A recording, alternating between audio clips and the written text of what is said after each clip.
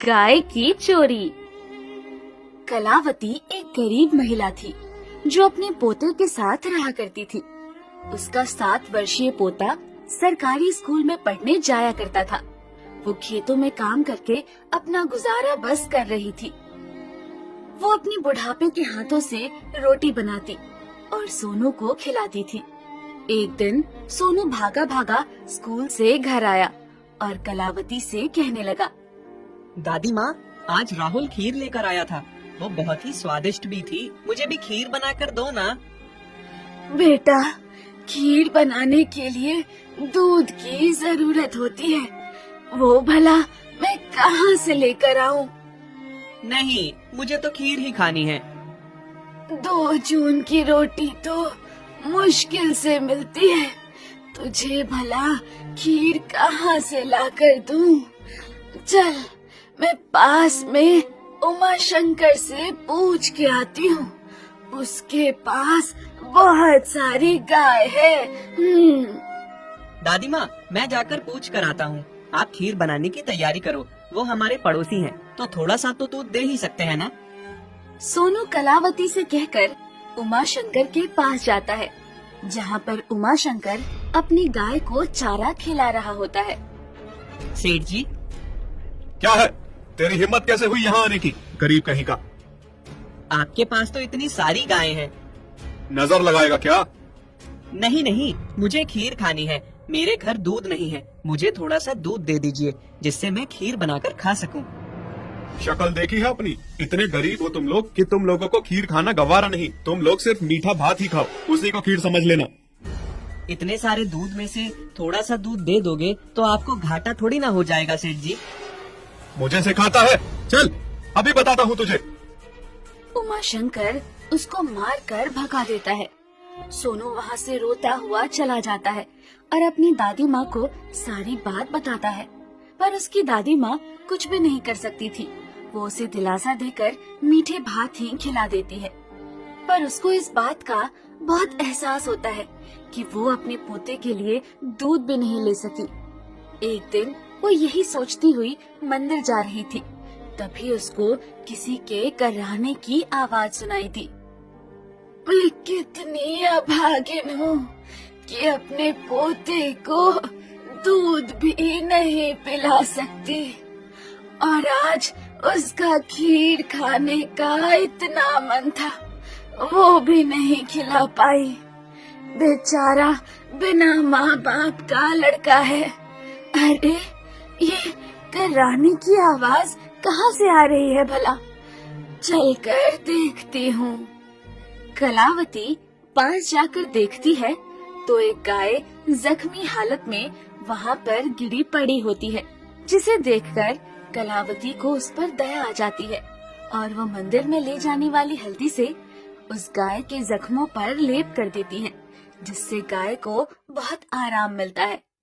कुछ दिन बाद कलावती सुबह मंदिर जाने के लिए जैसे ही दरवाजा खोलती है, अरे, ये तो वही गाय है जिसको मैंने हल्दी का लेप लगाया था।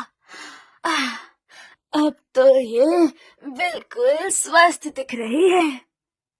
कलावती जब मंदिर से आती है तब भी वो गाय वहीं पर खड़ी हुई होती है। कलावती उसको चारा खिलाती है और गाय वहीं पर रहने लगती है। गाय के थन से अपने आप दूध निकलता और कलावती का घर दूध से भरा रहता। कल तक मेरे पास दूध का गिलास भी नहीं था, और आज मेरे घर में इतना दूध है कि मैं इसे लोगों को दे सकती हूँ। वाह रे किस्मत। कलावती की गाय की खबर पूरे गांव में फैल चुकी थी। ये बात जब उमा शंकर को पता चलती है तो वो सोचता है, इतना दूध देने वाली गाय तो मेरी डेयरी में होनी चाहिए। अगर वो मेरे पास हुई तो मेरा व्यापार बहुत अच्छा चलेगा। कलावती को क्या चाहिए? सिर्फ एक लोटा दूध, जो दादी पोते के लिए काफी है। आज रात ही मैं उस गाय को चुराकर अपनी डेयरी में बांध लूंगा। उमा शंकर रात के अंधेरे में उस गाय को खूंटे से छुड़ाकर अपनी डेयरी में ले आता है और बाकी गायों के साथ बांध देता है। इस गाय को मैं ले तो आया हूँ, पर सुबह जब कलावती को इसके चोरी होने का पता चलेगा तो वो सब जगह इसको तलाशेगी। एक काम करता हूँ, इस पर मैं पेंट कर देता हूँ जिससे इसको कोई पहचान न पाए। उमा शंकर पास में रखे पेंट से गाय को सफेद से काला कर देता है। उधर कलावती जब सुबह उठती है तो गाय को वहाँ पर ना पाकर वो दुखी होती है और उसकी तलाश करती है। कुछ लोगों के साथ वो उमा शंकर के पास पहुँचती है। उमा शंकर, क्या मेरी गाय तुम्हारे यहाँ पर आई है? क्या तुमने मुझे गाय चोरी करने वाला समझ रखा है? मेरे पास अपनी बहुत सारी गाय है, मुझे तुम्हारी गाय चुराने की भला क्या पड़ी है? जाओ जाओ, यहाँ से जाओ। उमा शंकर, एक बार मुझे अपनी डेयरी में गाय देखने दो। ठीक है, तुम यहाँ पर सभी गाय को देख सकती हो। कलावती सभी गायों को देखती है, पर गाय की पहचान नहीं होती। तभी वो गाय रमाना शुरू कर देती है।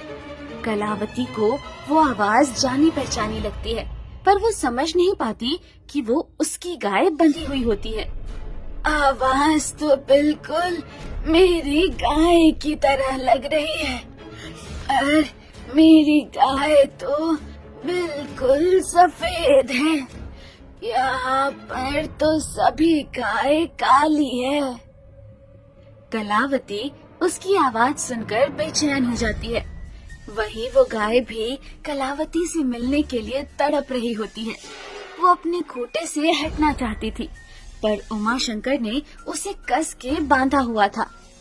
ये कलावती की गाय तो बहुत उधम मचा रही है। अगर ये ऐसे ही इधर उधर मचलती रही तो मेरी चोरी पकड़ी जाएगी। कलावती वहाँ पर अपनी गाय ना पाकर उदास होकर वहाँ से जा रही होती है। तभी आसमान में तेज बिजली चमकती है और अचानक से तेज बारिश होना शुरू हो जाती है। साथ ही कलावती का गाय का तेज तेज रमाना शुरू हो जाता है। ओह ना हो, यहाँ पर कुछ तो गड़बड़ है। एक बार मैं दोबारा से अपनी गाय को चेक करके आती हूँ। कलावती जब गाय को देखती है तो बारिश की पानी की वजह से गाय का रंग उतर रहा होता है और वो काली से सफेद हो जाती है।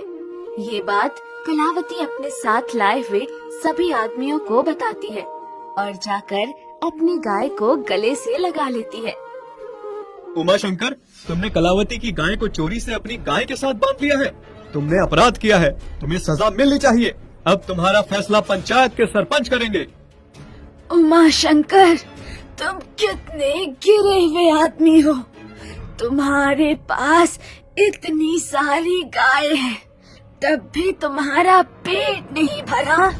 हाँ, मेरे पास एक ही गाय थी जो तुमने चुरा ली। मैं इसके सहारे अपना गुजर बसर कर रही थी, वो भी तुमसे बर्दाश्त नहीं हुआ।